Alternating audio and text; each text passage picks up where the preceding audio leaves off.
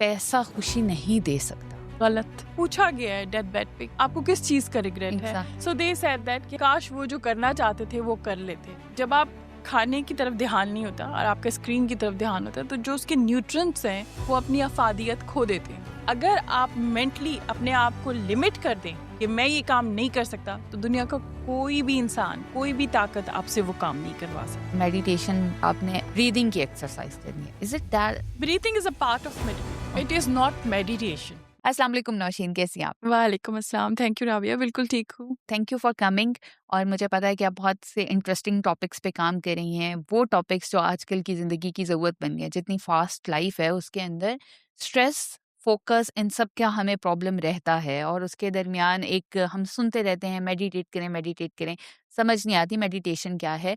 मैं चाहूँगी पहले आप अपना इंट्रो दें ताकि नाजरीन को पता चले कि आप क्या क्या काम करती हैं, और फिर हम अपने टॉपिक्स पर आते हैं। जी, मैं आपको पता है नौशीन पर आचा मैं एक एनएलपी प्रैक्टिशनर हूँ, मास्टर प्रैक्टिशनर। राइट। इसके अलावा मैंने सिल्वा अल्ट्रामाइंड भी किया हुआ है। ठीक है। I am running my own company Learning Gates के नाम से। ठीक है। और इसके अलावा मैं एग्जीक्यूटिव कोच भी हूँ, कॉर्पोरेट ट्रेनर भी हूँ। राइट। तो ये छोटा-सा मेरा इंट्रो है। ये छोटा तो नहीं है, काफ़ी बड़े-बड़े काम करती हैं, लोगों की ज़िंदगी को अलाइन करने में मदद करती हैं। जी। मुझे बताएँ कि एनएलपी आजकल के दौर में, पहले एक टाइम तक हमने इसके बारे में नहीं सुना। अचानक से एनएलपी, सिल्वा, मेडिटेशन, इस तरह की चीज़ें हमने सुनना शुरू कर दी। हिप्नोथेरेपी, माइंड साइंसेज़ आ गई। पहले सिर्फ साइकोलॉजिस्ट, साइकियाट्रिस्ट तक की बात थी, अभी सोसाइटी ने वही नहीं एक्सेप्ट किया था। तो कितनी एक्सेप्टेंस है एनएलपी ट्रेनर की, मास्टर प्रैक्ट की, सिल्वा कोर्सेज़ की, मेडिटेशन की? अगर इनकी इनकी डेप्थ के बारे में लोगों को अगर पता हो तो ये बहुत ही हेल्पफुल हो सकती हैं। और इनकी जो टेक्निक्स होती हैं स्पेशली एनएलपी की और सिल्वा की, हुँ। तो वो आपका फोकस इनहेंस कर सकते हैं, आपको डिस्ट्रैक्शन से बचा सकते हैं, आपकी ज़िंदगी में जो चीज़ें आपको करनी हैं आपको अलाइन कर सकते हैं उस हुँ, तरफ कि आपने अपने गोल्स कैसे अचीव करने हैं, उनके लिए कैसे स्टेप लेने हैं।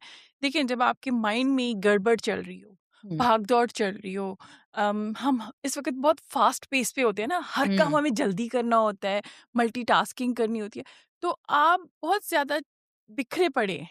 ओके। तो सिल्वा और न्यूरो लिंग्विस्टिक प्रोग्रामिंग ये आपको गैदर करती है। दोनों का आप थोड़ा-सा इंट्रोडक्शन देंगी मुझे? जी, एनएलपी कहते हैं neuro linguistic programming. Neuro okay. Brain की जो लैंग्वेज होती है, न्यूरॉन्स की, हमारे नर्वस सिस्टम की। और linguistic is a language which we use to each other, and programming is your behavioural sciences. Okay. तो इस तरह से neuro and what is linguistic Silva? Silva, exactly Silva is a deep deep meditation, hmm, but consciously की हुई meditation. Okay. हमारे brain में कुछ waves होती हैं हुँ, जिसमें जो डिफरेंशिएट करती हैं दूसरी वेव से हमें। ओके। लाइक बीटा वेव है जो इस वक्त हम हुँ, कॉन्शियसली बैठे हुए हैं।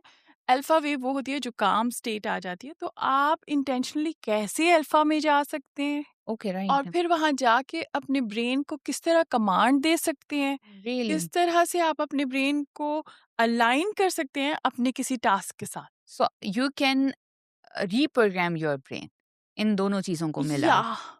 या टू सो सम वो जो एक साइकोलॉजी कहती है कि जो पर्सनैलिटी आपकी बिल्ट हो गई 7 साल की उम्र तक और फिर टीनेज तक, वो फिर पूरी ज़िंदगी आपके साथ रहती है, और उससे आप बस पूरा तमाम उम्र उन ट्रॉमास के साथ आप फाइट ही करते रहते हैं और मैनेजमेंट सीख जाते हैं। सो रीप्रोग्रामिंग से क्या होता है कि आप जो बचपन के ट्रॉमास हैं या चीज़ें हैं, उन्हें क्या आप ख़त्म कर देते हैं?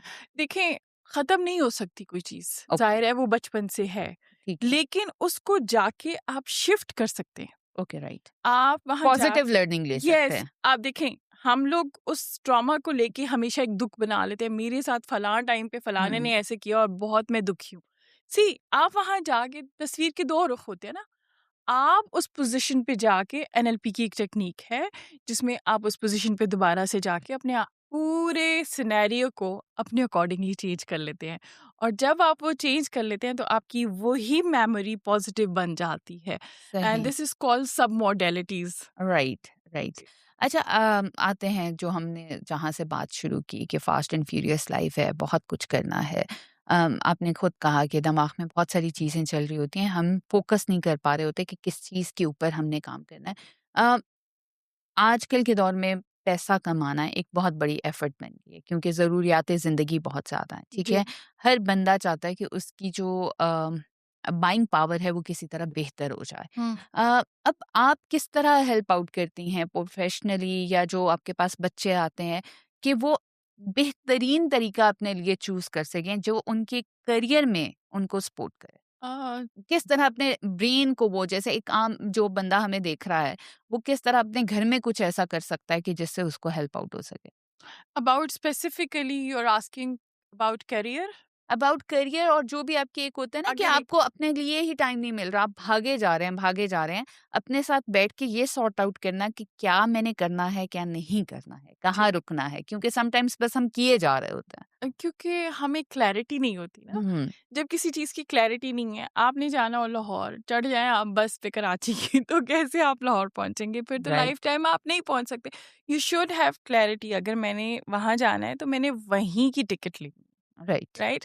इसी तरह से जब हम अपना करियर डिसाइड करते हैं, जब हम अपनी ज़िंदगी के टास्क करते हैं, इट इज़ नॉट अबाउट कि आप स्पेसिफिकली किसी प्रोफेशनल्स को हम टारगेट कर रहे हैं। हुँ, नहीं, एक आम घर पे बैठा इंसान भी अपने आप को कैसे चेंज कर सकता है जब उसको ये पता होता है कि मेरी ज़िंदगी का मकसद क्या है। हुँ, आपका मकसद अगर आपके सामने क्लियर है तो उसके बाद आपके लिए चीज़ें आसान हो जाती हैं। राइट, और वो कैसे होगा? हुँ, अक्सर ये सवाल पूछा जाता है कि कैसे? आप एक पेन कॉपी लेके बैठें रोज हुँ, सुबह। एक ओके, दिन आप नहीं लिख सकेंगे, दूसरे दिन आप नहीं लिख सकेंगे, तीसरे दिन आप खुद ब खुद लिखना शुरू हो जाएँगे। ओके, और उस लिखते हुए, जर्नलिंग करते हुए ज़रूर ये फाइंड आउट करें कि वो कौन-सी चीज़ है जो मुझे करके खुशी मिलती है, जो मुझे करके मज़ा आता है राइट, और जिसकी सर्विसेज़ मैं आगे लोगों को दे सकता हूँ, कंट्रीब्यूट कर सकता हूँ सोसाइटी में और उससे फिर मैं पैसे भी कैसे कमा सकता हूँ। It's a kind of Japanese concept Ikigai. ठीक जब है। आपको वो कॉन्सेप्ट मिल जाता है ना, जब आपका क्लियर हो जाता है कि हाँ जी, मेरा पर्पस ये है, फिर आपके लिए चीज़ें आसान हो जाती हैं। हुँ, उसके बाद आपने कैसे फ़ोकस करना है, ये चीज़ मैटर करती है। उसके बाद उसके लिए स्टेप्स कौन से लेने हैं, उसके बाद आपने किस तरह से अपने आप को डिस्ट्रैक्शन से बचा के उसी चीज़ के साथ अलाइन करके रखना है, दैट मैटर्स। अच्छा, आपने ये जो कॉन्सेप्ट बताया इकिगाई, मैंने भी इसके बारे में पढ़ा है। जी। मेरा एक क्वेश्चन है यहाँ पे आके, वही जो मैं बात कर रही थी कि आपको नहीं लगता कि ये किताबी बातें लगती हैं? रीज़न क्या है? आप किसी से भी ज़्यादातर आप क्या इंटरैक्शन होता होगा यंग बच्चे-बच्चियों से पूछें, इवन मेरा ख़्याल है मिड एज में भी, तो लोग कहते हैं कि हमारा मकसद पैसा कमाना है। या बहुत हमारी माशरे में एक अच्छी चीज़ है कि लोग रिज़्क़ हलाल को कहते हैं कि बस हम अच्छे तरीके से पैसा कमाना चाहते हैं। उनको लगता है कि पैसा ही उनकी ज़िंदगी का मकसद है। सो किस तरह आप डिफरेंशिएट करेंगी कि मकसद जो है वो कुछ और होता है और पैसा कुछ और होता है? देखें एक जो हम लूप में फँसे हुए हैं, हुँ, 9 टू 5 वाली जॉब क्योंकि पैसा कमाना है, यू नो यस। अक्सर लोगों का। लेकिन कभी आप किसी के साथ बैठे ना, तो वो अपना हर दुःख आपके सामने लाके रख देगा। वो हुँ, ये नहीं कहेगा कभी, "हाँ यार, मैं इस जॉब से बहुत खुश हूँ।" हुँ, सी सो यहाँ पे आपका पेन फ़ील होता है। जब आपको वो समझ आ जाए, अब बच्चे जो हैं काफ़ी क्लियर हैं अबाउट दिस कि उनको अगर उस चीज़ में खुशी नहीं मिलती ना, तो वो उस चीज़ को हुँ, रोक देते हैं वहीं पे। वो अपने लिए बहुत क्लियर हैं अपनी मेंटल हेल्थ को लेके, अपनी चीज़ों को लेके। राइट। इसके लिए सबसे पहले ये होता है कि आया वाक़ई you feel happy to do something? ये मैटर करता है। जैसे अब आप ये पॉट कितना मैटर करता है? ये बहुत मैटर करता है क्योंकि अच्छा, आपकी सही। पूरी ज़िंदगी इस पे अलाइन करती है ना। Okay, right. आप 40-20 साल से एक जॉब कर रहे हैं और आप एट द एंड कहते हैं यार मैंने तो टाइम ही ज़ाया किया है। हुँ, ये रिसर्च भी हुई है कि अक्सर लोगों से ये एक रिसर्च हुई है कि पूछा गया है डेथ बेड पे कि आपको किस चीज़ का रिग्रेट है? Exactly, so they said that कि हाँ, हम काश वो जो करना चाहते थे वो कर लेते। वो राइट। क्यों करते? वो क्या देता उनको? हुँ, वो खुशी देता, वो हैप्पीनेस देता, वो सैटिस्फैक्शन देता जो वो करना चाह रहे थे। लाइक आप पॉडकास्ट करते हुँ, हैं, आपको इससे खुशी मिलती है, yes. See? So after doing this आप एक सैटिस्फैक्शन लेके इस रूम से बाहर जाएँगे। हुँ, so that is that the matters more. Ikigai ji. Okay. अच्छा, आते हैं दोबारा से अपने फ़ोकस पे। आपने भी ज़िक्र किया कि फ़ोकस जो है वो बहुत ज़रूरी है। फ़ोकस को आप एक्सप्लेन कैसे करेंगी? जैसे फ़ोकस का हम सबको पता है, लेकिन इसकी एक जिसकी ट्रेनिंग आप देती हैं उसकी एक्सप्लेनेशन क्या है? अच्छा, अब फ़ोकस क्या है? फ़ोकस ये है कि आप एक टास्क कर रहे हैं, अभी कर रहे हैं वो टास्क आपने शुरू किया है, 5 मिनट में नहीं हुँ, गुज़रे, आपके मोबाइल पे नोटिफ़िकेशन आ गई है, राइट। डिस्ट्रैक्ट। हुँ, नंबर 2 आप करते-करते आपको एक दूसरी बात याद आ गई है, अच्छा चलो वो छोड़ के आप स्विच कर गए। हुँ, सो व्हाट्स हैपनिंग? आप फोकस कर ही नहीं सक रहे, आप उस पॉइंट पे आ ही नहीं सक रहे, उस टास्क के साथ अलाइन ही नहीं हो सक रहे। हुँ, अब मसला क्या है कि फोकस की क्यों नहीं डेवलप होता, क्योंकि हमारे इर्द गिर्द इतनी डिस्ट्रैक्शंस है। राइट। अब डिस्ट्रैक्शंस हमारे मोबाइल में है, हमारा शॉर्ट स्पैन है जो कि हुँ, हम डिस्ट्रैक्टेड हो जाते हैं। अभी 3 सेकंड टू 5 सेकंड हो गया है जो कि एग्ज़ैक्टली। हमारा फोकस स्पैन है, और हम किसी चीज़ पे एक तरफ से कॉन्सेंट्रेट नहीं कर सकते। We can not do deep work right now. हुँ, मतलब आजकल के दिनों में जो लोगों की मोस्टली प्रॉब्लम आ रहे हैं वो ये कहते हैं कि हम डीप वर्क नहीं कर सकते। हुँ। तो दैट इज़ फोकस। सो इसको बेहतर कैसे किया जाता? क्योंकि ये तो आजकल सबका प्रॉब्लम है। फ़ोन भी सबके पास है, सबको जो है वो जल्दी से बहुत सारे काम करने हैं, बहुत सारी चीज़ों में अपने आप को एंगेज किया हुआ है, वक़्त की ज़रूरत भी है। अपनी मेंटल हेल्थ को और हर काम के साथ कितना आप लॉयल हो सकते हैं अपना फ़ोकस बेहतर करके, इसको करना कैसे? देखिए, अगर आप फ़ोकस नहीं करेंगे ना, एक वक़्त में आप मल्टीटास्किंग करेंगे, तो वो आपको बहुत तकलीफ़ देगा हुँ, इन अ हुँ। Long run. वो आपकी मेंटल हेल्थ पे भी इफ़ेक्ट करेगा, नंबर 1। नंबर 2, आप जब कोई एक टास्क कर रहे हों, तो उससे जब आप हॉप करके दूसरे पे चले जाते हैं, 23 मिनट्स लगते हैं एक टास्क से निकल के दूसरे टास्क में जाने में। ओके, ब्रेन को। जी, ब्रेन को। तो कम से कम आपको 30 मिनट की एक विंडो बनानी चाहिए, that is hmm, called time blocking. आप टाइम ब्लॉक करें 30 मिनट पे, 30 मिनट के बाद एक टास्क को डीपली करके और 10 मिनट की ब्रेक देके फिर आप दूसरा टास्क शुरू करें। राइट। अगर आपको एक टास्क के दरमियान ही दूसरा याद है तो लिख के साइड पे रख दें। हुँ, दूसरी सबसे बड़ी चीज़ जो आपका मोबाइल है, उसको आप दूसरे कमरे में रख दें। हुँ। क्योंकि अगर आप साइलेंट भी करके पास रखेंगे तब भी तकलीफ शुरू हो जाएगी कि नहीं मैं उठाऊँ ना। और कुछ लोगों का तो काम ही मोबाइल पे है। एग्जैक्टली और ये फैक्ट है, उनको हुँ, हम डिनाई नहीं करते कि वाकई। इसके लिए मैं सबसे बेहतरीन टाइम जो मैं सबको सजेस्ट करती हूँ that is morning hours. Morning routine आपकी पावर आवर्स होते हैं, ओके, वो इतने हेल्पफुल होते हैं आपकी ज़िंदगी को अलाइन करने के लिए, सेट करने के लिए। समझें, अगर दिन के 24 घंटे हैं तो आप समझें आपके पास 22 हैं, ओके, ठीक और है, जो 2 घंटे एक्स्ट्रा है वो आप मॉर्निंग के सिर्फ अपनी ज़ात को दें, ठीक अपने है। उनका उस काम को दें जो आप डीपली कर सकते। तो मॉर्निंग में ऐसा क्या किया जाए कि वो जो आपके 2 आवर्स हैं, जिसको आपने पावर आवर्स कहा है, उनको हम पूरा अवेल कर सकें? देखें, हमारी जो मॉर्निंग रूटीन है वो हमारे पूरे दिन को डिज़ाइन करती है। अब वो कैसे? आप जब सुबह उठें, उठते साथ आपने मोबाइल नहीं यूज़ करना। आपने स्पेसिफिकली टाइम जो है इंटेंशनली और कॉन्शियसली ये एफर्ट करनी है कि आपने मोबाइल को हाथ नहीं ओके, लगाना। राइट। कोई न्यूज़, कोई नोटिफ़िकेशन नहीं। उसके बाद आप उठें, अल्लाह का शुक्र अदा करें। मैं तो इस चीज़ की हुँ, बहुत हुँ, ही इस चीज़ को मैं इनकरेज करती हूँ कि जितना आप ग्रैटिट्यूड कर सकते हैं, that should be your first task. उसके बाद आप नमाज पढ़ें जो भी, then you should read something, at least okay, एक पेज। ओके, थोड़ा सा सनलाइट में चले जाएं, 5-5 मिनट, इतना टाइम नहीं लगता। अगर आप सनलाइट में ही खड़े होके थोड़ी सी रीडिंग कर लें और ब्रीदिंग कर लें, हुँ, तो वो आपकी ज़िंदगी को बेहतर बना सकता है। इसके अलावा 10 मिनट की मेडिटेशन, हुँ, और इन सारी चीज़ों में थोड़ा-थोड़ा टाइम लगता है, ज़्यादा टाइम नहीं लगता। अगर आप 25 मिनट रीड कर सकते हैं, आप 25 मिनट करें। अगर आप 10 मिनट्स रीड कर सकते हैं, आप 10 मिनट्स और करें। एनीथिंग। यस, बस just 2 hours you have to spend with yourself. और ज़िंदगी के जो बड़े-बड़े टास्क हैं, जो मुश्किल चीज़ें हैं उस दिन की, वो आप सुबह-सुबह कर लें, राइट, ताकि आपका दिन ईज़ी गुज़रे। हुँ, आप अपने डे को 1 दिन पहले प्लान करके रखें और ओके, मॉर्निंग में वो सारी चीज़ें उन 2 आवर्स के अंदर-अंदर कर लें। ज़बर एंड देन 2 आवर्स के बाद आप मोबाइल ऑन कर सकते हैं। राइट। नौशीन, फ़ोकस की हम बात कर रहे थे। एक तो आपने टेक्निक बताई टाइम ब्लॉकिंग, उसके अलावा कौन-कौन सी फ़ोकस की टेक्निक्स हैं जो हम यूज़ कर सकते हैं अपने फ़ोकस को बेहतर करने के लिए? सबसे पहले जो एक जब आप फ़ोकस कर रहे हो या कोई काम कर रहे हो, डीप वर्क कर रहे हो, तो उसमें सबसे बेहतर होता है कि आप अपनी फैमिली मेंबर्स को ये बता दें हुँ, कि ये जो 2 आवर्स हैं, ये मेरे काम के हैं, इसमें प्लीज़ मुझे डिस्टर्ब ना किया जाए। अब फ़ोकस की जो दूसरी टेक्निक है that is meditation. Okay, right, and Silva की भी एक टेक्निक है।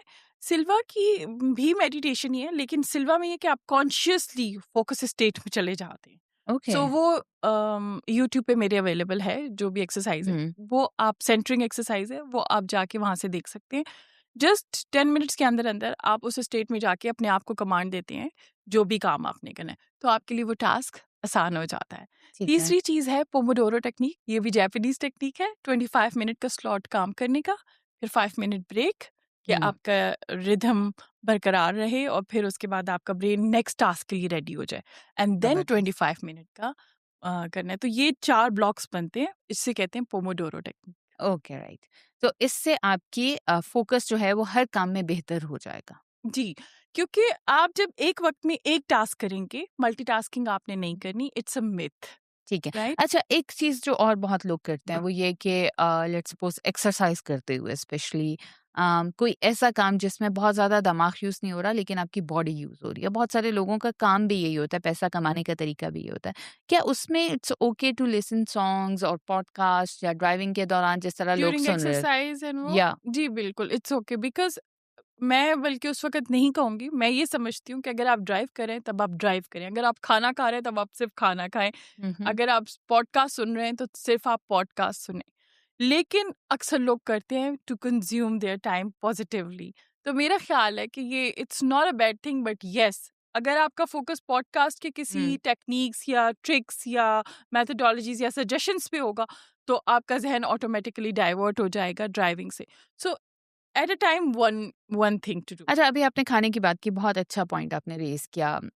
मैं तो हर जगह देख रही हूँ, बच्चे आजकल बड़े भी हैं, लेकिन बच्चे स्पेशली खाना नहीं खा सकते जब तक कि कुछ टैबलेट पर या टीवी पर नहीं चल रहा।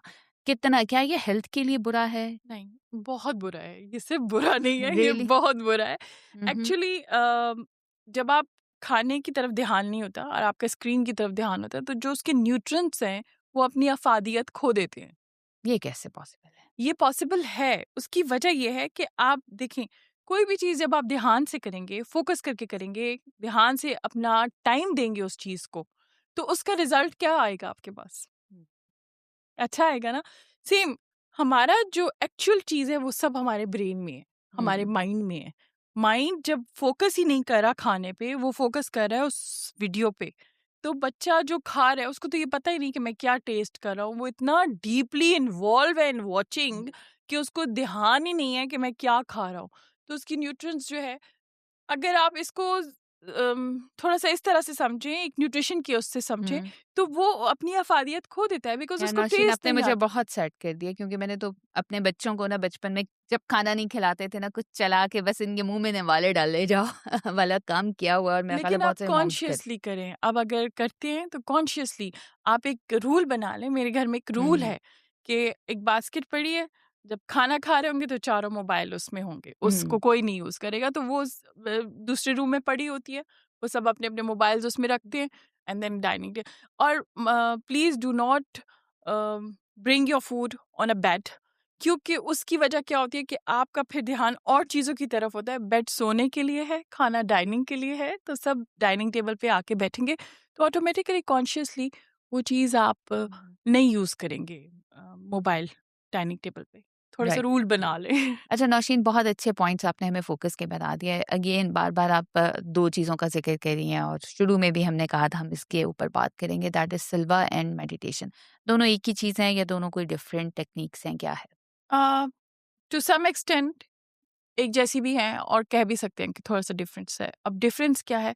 सिल्वा जो है it has been invented by Jose Silva, उन्होंने डिस्कवर किया था इस राइट। मेथड को और उन्होंने ये अप्लाई किया था 1960 में अपने बच्चों के साथ। रियली? कि उनकी सिक्स्थ सेंस को कैसे डेवलप किया उन्होंने और किस तरह से इंट्यूटिव पावर उन्होंने बच्चों की डेवलप की, हुँ, कॉन्शियस एफर्ट करके, कॉन्शियसली मेडिटेट करके। जबकि मेडिटेशन क्या है? जस्ट नो थॉट, जस्ट हुँ, पीस। हुँ। माइंडफुल मेडिटेशन जिसको कहते हैं कि आपके जहन में कुछ भी नहीं होता, ब्लैंक होता है और आप सिर्फ एक पॉइंट पे फोकस करके अपने आप को काम डाउन कर। अच्छा, यहाँ पे थोड़ा-सा मैं जानना चाहूँगी कि जो मेडिटेशन यूजुअली समझी जाती है वो यही है कि आपने आराम से एक पुरसकून जगह पे पुरसकून पोज़ीशन में बैठ के ब्रीदिंग की एक्सरसाइज़ करनी है। Is it that? Breathing is a part of meditation, it okay, is not meditation. ठीक है। मेडिटेशन ये है कि आपने अपने थॉट्स को पॉज कर देना है, ओके, राइट। राइट? आपने एक पॉइंट पे फोकस कर लेना है, आपने अपने थॉट्स आएंगे, आने दें और फिर जाने भी दें, ओके, उन पे उसमें थिंक नहीं करना। ठीक है, उनमें जी, खो नहीं जाना। नहीं नहीं नहीं, उन पे खोना नहीं है, उसके बारे में सोचना नहीं है।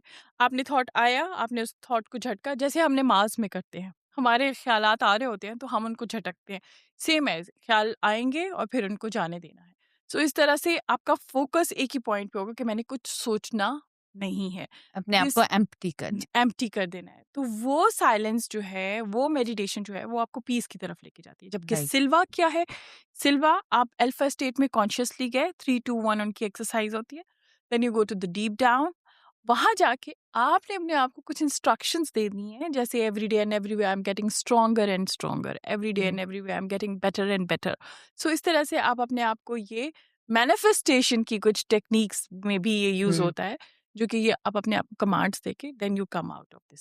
सही, तो इसे आप सेल्फ हिप्नोसिस भी कह सकते हैं। No, it's a bit different thing, but hmm. yes, it's conscious meditation. Hypnosis में थोड़ा सा आप sleepy theta mode में चले ठीक है, आप सिक्स सेंस की बात करी थी कि सिल्वा में आप अपने कॉन्शियसली जाके अपनी सिक्स सेंस बेहतर करते हैं, इसके बारे में थोड़ा सा बताएं, what is it? It is your intuitive power.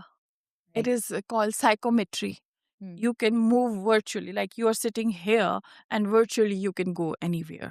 Right. Allah ताला ने हमें ये सलाहियत दी है कि हमारा सिक्स सेंस जब अवेकन हो जाता है तो हम वर्चुअली कहीं पे भी जा सकते हैं। राइट। आपने कभी नोट किया है कि कोई आपको कोई याद आ रहा हो और आप उन्हें फ़ोन करे हो, तो वो आपसे ये कहे, अभी थोड़ी देर पहले ही मैंने आपको याद किया था। Quite common. यस। सो इसी तरह से बाज़-औक़ात ये भी होता है कि आप किसी इंसान को फ़ील कर रहे होते हैं और आप इमेजिनेशंस में ये भी फ़ील करते हैं, हाँ, वो ये तो नहीं कर रहा होगा या वो तो नहीं कर रहा होगा। बच्चों के बारे में हम अक्सर ये सोचते हैं ना। सो अगर आप थोड़ी देर बाद अगर आप बच्चों से पूछें तो वही हो रहा होगा, क्योंकि वो आपकी सिक्स्थ सेंस आपको बता रही होती है।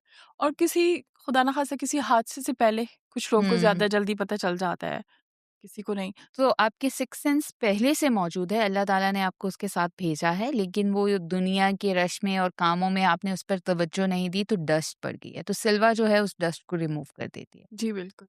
हमारा जो माइंड है ना, हम बहुत कम उसको यूज़ करते हैं। हम बहुत कम उसको सही जगह पे यूज़ करते हैं, जहाँ आपके माइंड में इतनी पावर है कि ज़िंदगी में आप कुछ भी चाहें, वो आप अचीव कर सकते हैं। कुछ भी, आई एम सेइंग कुछ भी। क्यों? क्योंकि आप अपने ब्रेन को वो कमांड दें। अगर आपको ये चीज़ अगर ट्राई करनी हो, तो जस्ट आप कुछ दिन ट्राई करके देखें। कोई भी अफ़र्मेशन आप अपने आप को कुछ दिनों के लिए दें and that will started happening. और वो उसके लिए कोई स्पेसिफिक टाइम होना नो, चाहिए नो, या नो, नो, नो। किसी भी टाइम? नहीं, लेकिन ज़्यादा कब इफ़ेक्ट करता है? जब आप रात को सोते हैं, क्योंकि हमारा सबकॉन्शियस माइंड एक्टिवेट होता ठीक है, है। और सुबह उठते साथ पहली चीज़।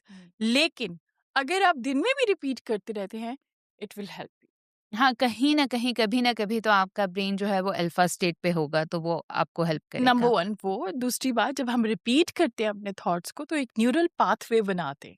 Then right. वो फाइंड आउट करते हैं अपॉर्च्युनिटीज कौन सी हैं उसी से रिलेटेड। फिर वो फाइंड आउट करते हैं, अगर ये अपॉर्च्युनिटीज हैं तो इस तक मैं पहुंचूं कैसे, इनको अवेल कैसे करूं, इनको किस तरह से यूज कर सकता हूँ। वो सारी सॉल्यूशंस आपके ब्रेन में बन रहे होते हैं। आपको ऐसे लोग नजर आने लगते हैं जो आपकी अपॉर्चुनिटी से या आपके कनेक्टेड गोल होते से हैं। अलाइन होते हैं, वो आपको वो लोग नजर आने लगते हैं। अच्छा नौशीन, आपका एक दिन में बड़ा इम्पोर्टेंट डे है और उसके अंदर आपने कोई एक बहुत बिग गोल है जिसे अचीव करना है, आपको एंजाइटी पहले शुरू हो जाती है 2 दिन पहले, 3 दिन पहले कि यार ये मेरे लिए बहुत इम्पोर्टेंट है। अब एंजाइटी में वी ऑलरेडी नो कि चीज़ें उस तरह से हम परफॉर्म अपना 100% नहीं दे सकते। कौन सी आप ऐसी टेक्निक्स बताएंगे जिससे हम अपने गोल को 100% अचीव कर सकें, अपनी फुल एफर्ट दे सकें? सबसे पहले तो एक एक्सेप्ट करें इस इमोशन को। एंजाइटी अटैक आ गया है, हमारे लोग क्या कहते हैं, हम्म। इसे डिनायल करने लगते हैं। नहीं, हम्म। डिनायल नहीं करें, एक्नॉलेज करें एंड एक्सेप्ट करें। पहले तो उस चीज़ को एक्नॉलेज करके एक्सेप्ट कर लिया, उसके बाद आप सिल्वा की एक टेक्निक है, थ्री सीन टेक्निक। ठीक है। थ्री सीन टेक्निक क्या है कि आपने एक इमेजिनरी स्क्रीन बनानी है अपनी आंखें बंद करके, और वहां पे आपने इमेजिन करना है थ्री सीन। पहली सीन में अपनी प्रॉब्लम को विजुलाइज करना है, दूसरे सीन में उसके सोल्यूशन को विजुलाइज करना है, और थर्ड स्क्रीन में आपका वो सॉल्व हो गया and you came out of it. So that is called three scene technique, जो कि सिल्वा के अंडर है। राइट। इससे आप कर सकते हैं, और कॉन्शियसली भी आप उस स्टेट में जाके, अल्फा स्टेट में जाके, अपने आप को ये कमांड दे सकते हैं कि मेरा ये मसला इस तरह से हल हो चुका है, जबकि वो सही। नहीं हुआ होगा, लेकिन आपने अपने आप को ये कमांड दी। तो आपकी एंजाइटी कम हो जाएगी। ये आपकी एंजाइटी भी कम हो जाएगी। एंजाइटी आपकी पहले एक्नॉलेजमेंट पे कम हो जाएगी, जब आप एक्सेप्ट कर लेंगे ना उस इमोशन को, तो आपकी एंजाइटी वहाँ पे कम हो जाएगी। अब एक्नॉलेजमेंट कुछ लोग इस तरह से करते हैं कि बोल के करते हैं, कुछ लोग लिख के करते हैं। मैं लिख के करती हूँ। राइट। सो उस चीज़ को आप लिख लें पेज पे और फिर अपने आप को ये बताएं भी कि इट्स ओके, अगर आप ही क्या, आई कैन मैनेज। ठीक है, राइट। आप जिस तरह से अपने साथ वर्ड्स का इस्तेमाल करेंगे वो उसी तरह से आपकी ज़ात पे इफेक्ट। सो ये 3 सीन तो टेक्निक वो है। जो आप कहते हैं कि हर शख्स अपनी रियलिटी खुद क्रिएट करता है, जी, तो वो यही है कि वो अपने साथ एग्जैक्टली। सेल्फ टॉक क्या है? देखें, हमारे अगर कोई बचपन के ट्रॉमा है या हमारे पेरेंट्स की कोई हैबिट्स हम में आ गई हैं या कोई ऐसे थॉट प्रोसेस या वो पैटर्न हमें ब्रेक करना है ना, वो थॉट प्रोसेस हमने ब्रेक करना है। राइट। ह हर चीज़ में तस्वीर के 2 रुख हैं। हर चीज़ में नेगेटिव देखने के बजाय आप उसमें पॉज़िटिव देखना शुरू कर दें। तो मेरा ख़्याल है आपके लिए सारी चीज़ें सेट होनी शुरू। अब जो बहुत सारे लोग देख रहे होंगे वो कह रहे होंगे हाँ ये कहना आसान है, करना बहुत मुश्किल है, मैं कैसे पॉजिटिव देखूं, जिंदगी इतनी नेगेटिव है। सो सबसे छोटी टेक्निक या कहाँ से शुरू कर सकते हैं, शुरुआत कहाँ से की जा सकती है? शुरुआत ऐसे की जा सकती है कि जब सुबह उठें तो सबसे पहले अल्लाह का शुक्र अदा करें। अपने इर्द-गिर्द नज़र दौड़ाएँ और कौन-सी 10 चीज़ें हैं जिस पे आप अल्लाह का शुक्र अदा कर सकते हैं। राइट। वो आपका पहला एक्ट होना चाहिए, दिन का पहला अमल जो है वो ये होना चाहिए कि आपने अल्लाह का शुक्र अदा करना है। उसके बाद आपके पास जो दूसरी चीज़ है वो जर्नलिंग है। आप लिख सकते हैं, आप अपनी ज़िंदगी की वो चीज़ें लिखें। अगर आपको किसी चीज़ का कोई प्रॉब्लम है तो वो लिखें और उसका फिर सॉल्यूशन ऑटोमेटिकली आपके पास आ जाएगा। सो इसी को आप एनएलपी कहते हैं और न्यूरो लिंग्विस्टिक लैंग्वेजेस कहते हैं कि आप जो कुछ कहते रहेंगे अपने आप को वो आपका माइंडसेट चेंज कर देगा। जी। रिपीटेड जब हम थॉट्स या वर्ड्स रिपीट करते हैं, देखें, जो हम बोलते हैं, पहले हम जो सोचते हैं वही हम बोलते हैं हम्म। और फिर जो बोलते हैं वही हमारे एक्शंस बन जाते हैं। Did you notice? हम्म। जब बार-बार कोई चीज़ सोच रहे तो वही हमारी रियलिटी बनती है। सो वो हमारे जो न्यूरॉन्स हैं वो न्यूरल पाथवे बना देते हैं। ठीक है। तो उस चीज़ को आपने अगर रिपीट भी करने हैं ना तो वो थॉट्स करने हैं और कॉन्शियसली करने हैं। जैसे अब आपने कहा कि लोग कहते हैं हाँ, कहना बड़ा आसान है, करना बड़ा मुश्किल है। नहीं, जब आप कॉन्शियसली एफर्ट करेंगे तो वो आपके खिलाफ नहीं जाएगी, वो चीज़ आपके फेवर में जाएगी। और मैं यहाँ पे क्या चीज़ करना चाहूँगी कि कॉन्शियसली कुछ भी करने के लिए अपने लिए वक्त निकालें। वो जो आपने कहा कि सुबह के 2 घंटे ज़रूरी हैं, जी। वो अपने लिए वक्त निकालें। वक्त निकालेंगे, अपने साथ बैठेंगे तो अपने आप के साथ अच्छी बातें कर सकेंगे, अपने आप को एक सही रास्ते पे डाल सकेंगे जिस पे आप डालना चाहते हैं। आप अगर किसी के साथ बैठ के उनसे ये पूछे ना कि आपको अपने अंदर कौन सी अच्छी चीज़ है या आपके अंदर कौन सी ऐसी चीज़ है जो आपको खुशी देती है, आप यकीन करें कोई आपको बता नहीं सकेगा कि हुँ। मैं किस चीज़ से खुशी महसूस करता हूँ हुँ। या कौन सी अच्छी बात है मेरे अंदर। हुँ। ये आप पूछ के देख लें, ये आप अपने एग्ज़ैक्टली। इर्द गिर्द जरूर पूछ के देख लें, आपको इसका रिजल्ट मिल जाएगा। आपको किस चीज़ से खुशी मिलती है? मुझे बोलने से। अच्छा, कूल, दैट्स नाइस। और मुझे सवाल पूछने से। सही।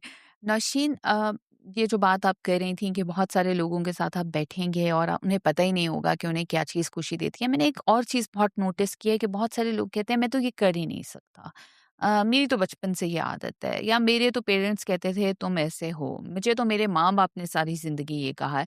तो अपने साथ भी कुछ लोग ऐसी बातें कर रहे होते हैं कि ये मेरी कैपेसिटी नहीं है। और इसको आप कैसे देखती हैं? क्या अल्लाह ताला ने ऐसे लोग बना के भेजे हैं कि जिनकी कैपेसिटी कुछ ख़ास होती है, उसके अलावा वो कुछ नहीं कर सकते? देखें, ये तो आपने अपने आप को एक बॉक्स में बंद कर दिया, हुँ। है ना? मैं हमेशा ये समझती थी या सोचते थे हमारे कि जी 40 इयर्स जो हो गए उसके बाद उनके माइंडसेट को हम चेंज नहीं कर सकते। जबकि आजकल के मिलेनियल्स को देखें, जिन्होंने डायल फ़ोन भी देखे और जिन्होंने स्मार्टफ़ोन भी देखे हैं, वो अपने आप को अपग्रेड कर सकते हैं। ये सारी गेम आपके माइंडसेट की होती है। अगर आप मेंटली अपने आप को लिमिट कर दें कि मैं ये काम नहीं कर सकता, तो दुनिया का कोई भी इंसान, कोई भी ताकत आपसे वो काम नहीं करवा सकती। राइट। और अगर आप ये डिसाइड कर लें, बिकॉज़ इट्स में आपका डिसीजन, आपका थॉट प्रोसेस, आपकी पॉजिटिव और नेगेटिव थॉट, आपकी कंप्लेनिंग नेचर, ये सब मैटर करती है। राइट। अगर आप सिर्फ कंप्लेन कर सकते हैं तो भी आप ग्रो नहीं कर सकते। So you have to think out of the box. उसके लिए आप देखें, हम अपने माइंड से कुछ भी कर सकते हैं, कुछ भी। हम्म। जब एक इंसान अपनी सिक्स सेंस डेवलप कर सकता है, वर्चुअली कहीं जा सकता है, तो वो कुछ भी कर सकता है। सो आपके हिसाब से एनएलपी के थ्रू हम अपना माइंडसेट और लिमिटिंग बिलीफ्स दोनों चेंज कर सकते हैं। दोनों चेंज कर सकते हैं। देखें, हमारी जो उसमें एक टेक्निक है सब मोटेलिटीज। सब मोटेलिटीज में आप बचपन में जाके अपनी मेमोरीज की सेटिंग को चेंज कर सकते हैं। वाओ। एंकरिंग एक टेक्निक है जिससे आप अपने इमोशंस को कंट्रोल कर सकते हैं, किसी भी बॉडी जेस्चर्स के साथ अलाइन करके उनको। राइट। इसी तरह से रीफ्रेमिंग है जिससे आप अपना पूरा थॉट प्रोसेस चेंज कर सकते हैं। तो माइंडसेट क्यों नहीं चेंज कर सकते? सो हर एक को जिसे भी अपनी लाइफ में चेंज करना है, क्या इसकी कोचिंग होती है? आप कोचेस के पास जाते हैं, वो आपको हेल्प आउट करते हैं, या सबको एनएलपी पढ़ने की ज़रूरत है? देखिए, एनएलपी नहीं, जब कोई हमारे पास आते हैं क्लाइंट, तो हमें उनके बारे में पहले उनके बारे में जानना होता है। हुँ। उनके साथ नीड एनालिसिस और प्रोब का सेशन करना पड़ता है, जिसमें आप फिगर आउट करते हैं कि वो किस प्रॉब्लम से गुजर रहे हैं। उसके बाद ही हम उनको बता सकते हैं कि आपको क्या चाहिए।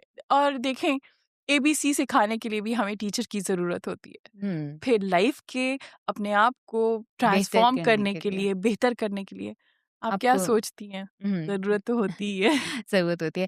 नौशीन, आप कोचिंग भी देती हैं और कॉर्पोरेट की कोचिंग भी देती हैं, ठीक है?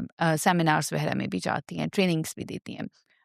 जो एक मेन फ़ोकस होता है आपका, आई वुड लाइक कि हमने आपसे वो क्योंकि लिया तो नहीं है, लेकिन आप हमारे शो में आई हैं, तो I would like to know कि जो करियर के अंदर प्रॉब्लम्स आ रहे होते हैं लोगों को, आप उन्हें किस तरह कहेंगी, किस तरह एड्रेस करेंगी कि वो ये प्रॉब्लम्स सॉल्व कर सकते हैं?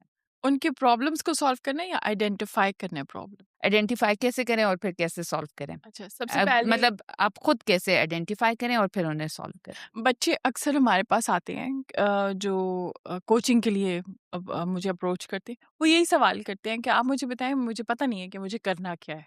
हुँ। सो वो जो पता नहीं है, इट मीन्स कि क्लैरिटी नहीं है। तो सही। आप घर बैठे आप 4 बॉक्सेस बना लें। आपने सुना होगा स्वॉट एनालिसिस के बारे में, हुँ। Strengths, weaknesses, opportunities and threats. तो आप बेशक 2 कॉलम बना लें, स्ट्रेंथ्स लिख लें और वीकनेसेस लिख लें। और उसी में आप फाइंड आउट करें कि आपकी स्ट्रेंथ्स में कौन-सी ऐसी चीज़ें हैं, जो आप करते हैं तो आपको खुशी मिलती है। क्योंकि जब आप खुशी से कोई काम पैशन से करेंगे ना, तो उसमें आप अपनी जान लगा देंगे, और जिस चीज़ में जान लगी हुई हो, उसने तो होना ही होना होता है। तो यहाँ से आपको क्लैरिटी मिलेगी। क्लैरिटी के साथ-साथ आपने आइडेंटिफ़ाई करना है अपना पैशन, और पैशन को फिर आपने कैसे परस्यू करना है, दैट हुँ। मैटर्स। करना तो सबने खुद ही है, आप सिर्फ़ गाइड कर सकती जी। हैं। नौशीन, जैसे आपने कहा कि अपनी स्ट्रेंथ्स लिखें, वीकनेसेस लिखें। एक और चीज़ मैंने देखी है लोगों में कि वो यंग एज से किसी फ़ील्ड में चले गए, पता नहीं था, बच्चे थे, पेरेंट्स ने गाइड नहीं किया, आपने एक फ़ील्ड चूज़ कर ली, एक करियर चूज़ कर लिया।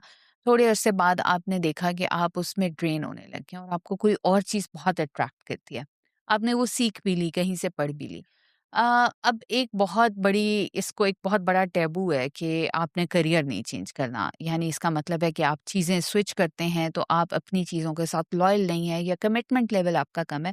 आप इस सारी चीज़ को कैसे देखते बिल्कुल स्विच करना चाहिए, और चेंज हर इंसान के लिए बेहतरी लेकर आता है।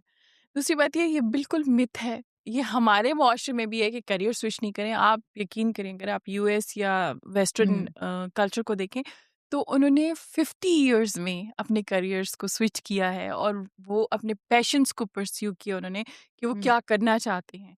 आपको काफ़ी एग्ज़ाम्पल्स हुँ। इसकी पता होंगी। सो मेरा ख़्याल है इसको बिल्कुल डिले नहीं करना चाहिए। जब बच्चों को आइडेंटिफ़ाई हो जाए कि नहीं, ये इस फ़ील्ड में हुँ। मैं शायद सेट नहीं हूँ, तो उन्हें फ़ौरन ही इस चीज़ को, लेकिन जिसको वो स्विच करेंगे उससे पहले उनको उस पे होमवर्क पूरा करना है। उन्होंने अपनी लर्निंग पूरी करनी है। पहली जो लर्निंग है उनको अनलर्न करना है, और फिर रीलर्न करके फिर उसमें स्विच करना है, ताकि उनको उस पे कमांड हो।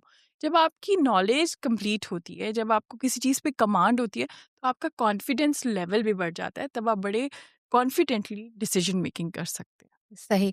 एक बहुत अच्छी मैंने रिसर्च पढ़ी थी और फिर उस पे डॉक्यूमेंट्री देखी कि ज़्यादातर हार्ट अटैक्स जो हैं, वो मंडे के दिन होते हैं।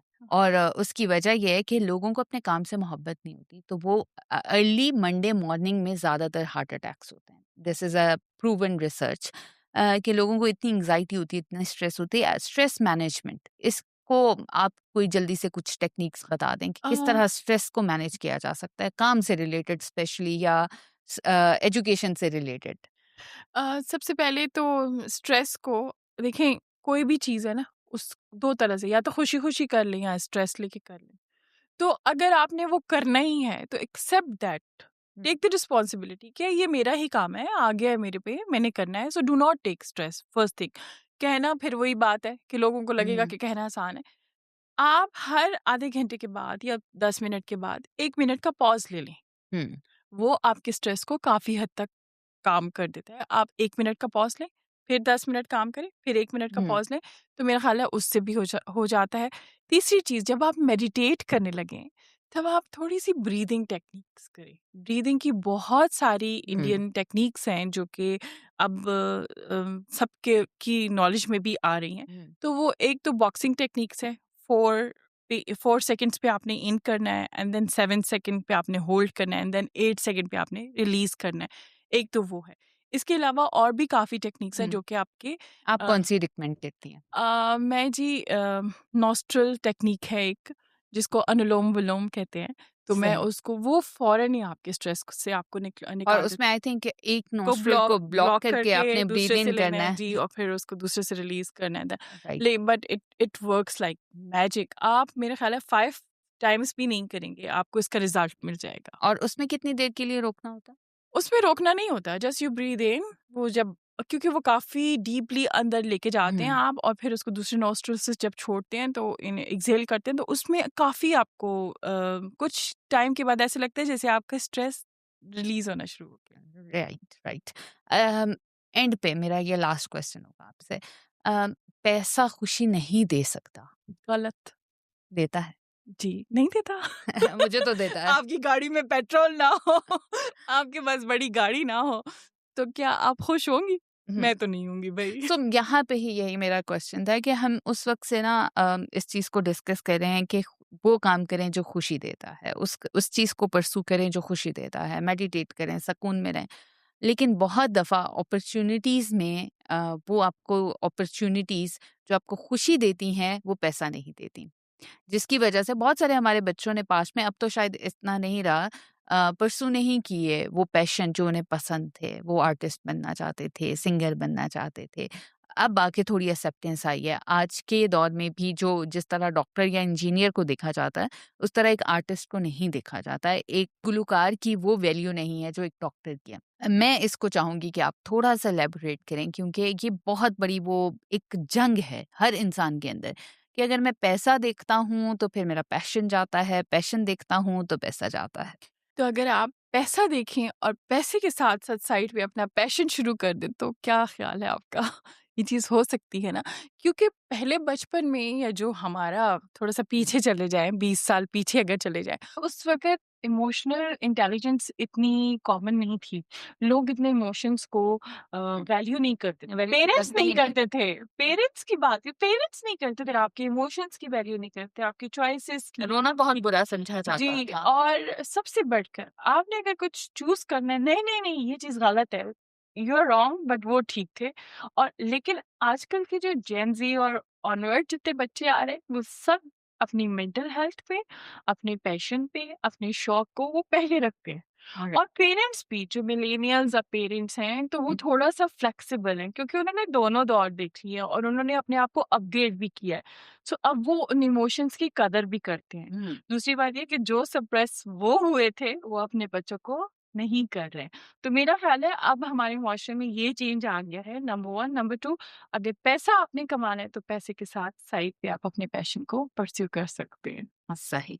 या फिर पैसा कमा के भी पैशन को परस्यू कर सकते। देखिए, पैसा तो कमाया जाएगा, वो तो आपका करियर के साथ-साथ चलता जाएगा। लेकिन अगर आपको पेंटिंग का शौक है, तो पैसा होगा तो आप कैनवस खरीदेंगे, पेंट्स लाएँगे, पेंटिंग करेंगे और सो उसको दोनों एग्ज़िबिट चीज़ें करेंगे। आपके ख़्याल में एक-दूसरे को क्रॉस कर रही हैं और दोनों का साथ होना, चलना बहुत ज़रूरी है। बहुत ज़रूरी है, क्योंकि देखिए पैसे बगैर आप कुछ नहीं कर सकते। लेकिन अगर आप एक साइड से एक करियर में पैसे कमा के अपने पैशन को परस्यू कर लेते हैं और कल को आपका पैशन इतना फेम और हाइप क्रिएट कर देता है इंडस्ट्री में, तो आप स्विच कर सकते हैं। हुँ, एक चीज़ बस मैं ऐड करना चाहती हूँ कि प्लीज़। हमारे कुछ डेज़िग्नेशंस पे कुछ लोगों को, जैसे मैं तो सीईओ हूँ, मैं ये काम कैसे करूँ? नहीं, ये हम इंसान भी हैं। ये हमें ये सोचना चाहिए कि हम इंसान भी हैं। हमारा शौक हो सकता है म्यूजिक सुनने का, गाना गाने का, पेंटिंग करने का। सो आई थिंक सो अपने आप को टैग ना करें। हाँ, टैग नहीं करें, लिमिट नहीं करें, और ये मत सोचें कि मैं तो सीईओ हूँ और लोग जो है मेरे बारे में गलत सोचेंगे। नहीं, ऐसा कुछ भी नहीं। आपका कोई लास्ट मैसेज आज के पॉडकास्ट पर?